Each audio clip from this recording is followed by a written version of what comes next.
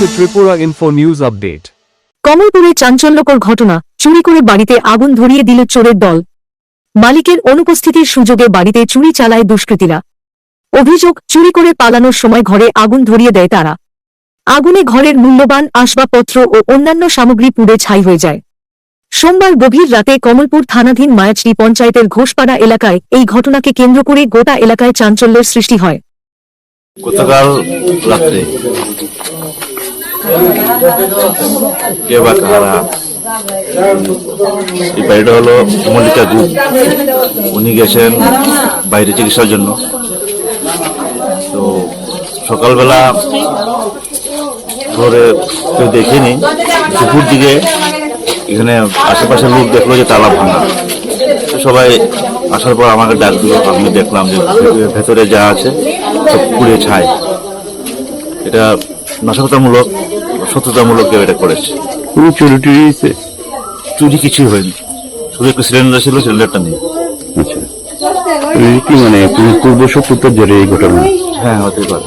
এখন উনি আসলে বলতে পারবেন ওনার সাথে কার কার শত্রুতা আছে বা ইদানিং কার সাথে বাকবিতণ্ড হয়েছে। উনি আসলে উনি আমাকে বলেছেন উনি আসার পরে এফআইআর করবেন। আমার শাশুড়ি হয় সম্পর্কে, তো ওনার বাড়িতে এই ফায়ার ইনসিডেন্টটা হয়েছে। তো আমি খবর পেয়ে এসেছি, আমি ওনার মেয়ের জামাই হই। তো এসে দেখলাম যে অনেক মানুষরা ওরা ভিড় করে আছে ওখানটায়। তো ঘরে ঢুকে দেখলাম যে ওরা কিছু পুরো গ্রামের মানুষ, হ্যাঁ গ্রামের মানুষরা এখানে রয়েছে। তো দেখলাম অনেক কিছু ভিতরে যা সোফা টোফা আর আপনার ওই টিভি গুলো ছিল, এরপর বিছানা ছিল, সবগুলো পুড়ে গেছে। তো তারপর ওদের থেকে খবর নিয়ে জানতে পারলাম যে ওরা সামনে দিয়ে ঢুকেছে, তালাটা ভেঙে গেছে। সামনের দিকে দরজার তালাটা ভেঙে ওরা ভিতরে ঢুকেছে, তারপর পিছন দিয়ে বেরিয়ে গেছে। আপনি কি মনে করেন যে এটা মানে লাগানো আগুন? আমার মনে হচ্ছে নাশকতা ছাড়া এটা কিছুই নয়। কারণ এখানে চুরি করার কোনো কিছুই চুরি না, আমাদের দেখা মতো কোনো কিছু চুরি নেই, শুধুমাত্র আপনার এই সিলিন্ডারটা নিয়ে গেছে।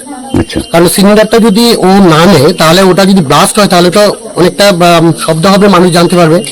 আমার মনে হচ্ছে বাড়ির মালিক দেওঘর গেছে। আচ্ছা, এই সুযোগটা নিয়ে এই সুযোগটা নিয়েছে। তারপরে এরপর তো এই ইনসিডেন্ট, এখন তো পুলিশ এসছে, এখন তদন্ত হবে, দেখা যাক। আমরা তো মনে হচ্ছে নাশকতামূলক একটা কোনো ব্যাপার, কোনো আশেপাশের কারা কোনো আত্মীয় স্বজন বলতে কি বলবো বলুন। এখন সন্দেহমূলক ভাবে পরে এফআইআর হবে। আর নাশকতামূলক আগুনে কেউ কোনো ক্ষতি হয়েছে? ক্ষতি তো মনে হয় আপনার মানে ইন্টারনাল যদি ছোট ছোট কোনো জিনিস আছে কিনা এটা জানি না, তবে আপনার এই সোফা, টিভি, এরপর খাট, হ্যাঁ, এরপর আপনার কতগুলো কাঠ ছিল, কাঠগুলো পড়ে গেছে। তো মোটামুটি ভালোই ক্ষতি হয়েছে আমার মনে হয়।